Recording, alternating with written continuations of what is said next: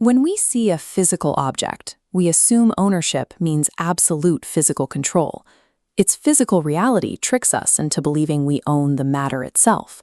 But as this slide defining property shows, the law separates the objects of ownership, the physical things, from the rights of ownership, the legal claims we hold over them. To manage these abstract claims without contradiction, legal systems categorize every asset into a strict, mutually exclusive taxonomy. This classification chart introduces the first major domain, real property. Real property governs land and the structures permanently attached to it. The opposing branch is personal property. This domain covers movable assets and intangible items that are not fixed to the earth. We are going to construct the operational architecture of property law to map how it categorizes assets and resolves complex disputes over control. Understanding this division reveals the invisible legal matrix that dictates who ultimately controls the physical world. Real property is anchored to the land, but ownership of a parcel does not grant infinite spatial control. We have to establish exactly how far up and how far down those rights extend. Looking at this documentation on property rights, the rule limits airspace control to the height necessary for the ordinary use and enjoyment of the land and its structures, as established in the 1991 case Bendall Pty Limited v. Mirvac project. This text on substratum rights shows the exact same limitation applies downward. The 1973 case Grigsby v. Melville restricts underground ownership to the depth necessary for the ordinary use of the property. Within this defined 3D space, the law recognizes different tiers of rights, starting with Crown land, listed here, which is land held directly by the state. Next is tenure, which includes freehold at fee simple.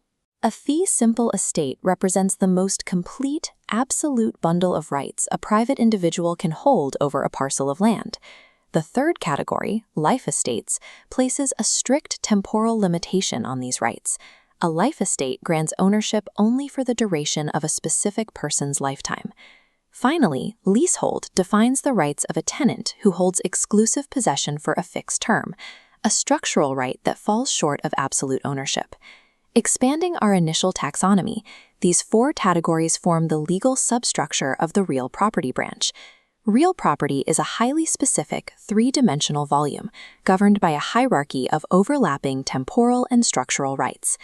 This breakdown of personal property focuses on chattels, items not permanently tied to land. It divides them by physical tangibility.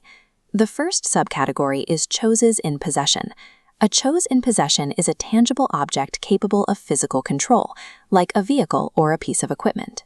Conversely, choses in action are entirely intangible. A check is a physical piece of paper, but the actual property it represents is an abstract right to demand a sum of money. At the bottom, we see chattels real. These are interests in land, such as a lease, that fall short of full freehold title, placing them under the personal property umbrella. Adding these definitions to our main tree maps the tangible and intangible divisions of personal property. By detaching legal rights from geographical coordinates, personal property allows ownership to exist entirely as abstract legal data. A critical tension point in this system occurs at the physical boundary. We must determine the exact legal threshold where a piece of personal property physically attaches to real property. This slide outlines the distinction. A fixture is a chattel that has become so attached to land it is legally sold with it, whereas a chattel remains separate and can be removed. Courts resolve this transition using a combined test that evaluates the objective intention behind the object's placement. This slide details the purpose of annexation part of the test. Under the precedent of Thomas v. Beck, courts ask if the item was attached for the better enjoyment of the chattel itself or for the permanent improvement of the land to which it's attached. These slides outline the degree of annexation and the injurious removal test. As seen in APA Co-Limited v. Coronio, if an item cannot be removed with substantial damage to itself or the structure, it is legally classified as a fixture. This slide defines landlord's fixtures as items a tenant affixes that become a permanent part of the structure, like new toilets or built-in wardrobes. Once attached, these belong to the landlord. Conversely, this definition of tenant's fixtures shows that items attached for trade or ornamental purposes can be removed at the end of a lease, provided they cause no substantial damage. This text introduces emblements, defining them as the produce of an agricultural crop. At common law, an outgoing tenant retains the right to re-enter the land and harvest the crop they previously planted. Finally, this rule governs chattels attached to other chattels. According to Rendell v. Associated Finance, identified or detached without injurious removal to the principal item. The physical state of any object ultimately bows to human intent and the specific degree of its physical integration. Moving past strict categorization, this slide outlines the rights of possessors and the old saying that possession is 9/10 of the law. A possessor holds greater rights against everyone except the true owner. This text defines legal possession as the physical control of a thing, coupled with an intention to exercise continuing control over it, citing the 1886 case Elwes v. Brigg Gasco.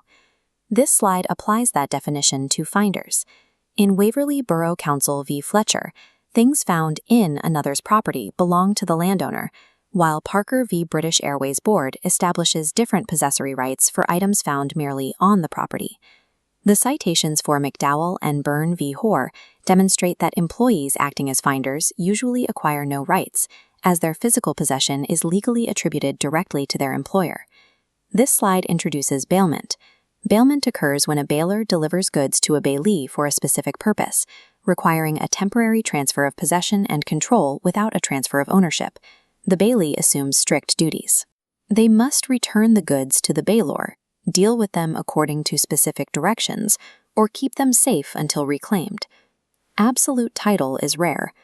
Practical property law functions primarily as a mechanism for resolving a hierarchy of temporary possessory claims. We have moved from a layperson's view of physical ownership to a rigorous, codified architecture of rights and boundaries. This synthesized taxonomy shows how court decisions, from airspace limits to bailee duties, rely entirely on mapping an asset to its exact node in the system. Property law operates as a dynamic calculus of physical reality, objective intent, and temporal possession. By mastering this framework, one no longer sees objects in the physical world, but rather the exact legal coordinates of the claims that govern them.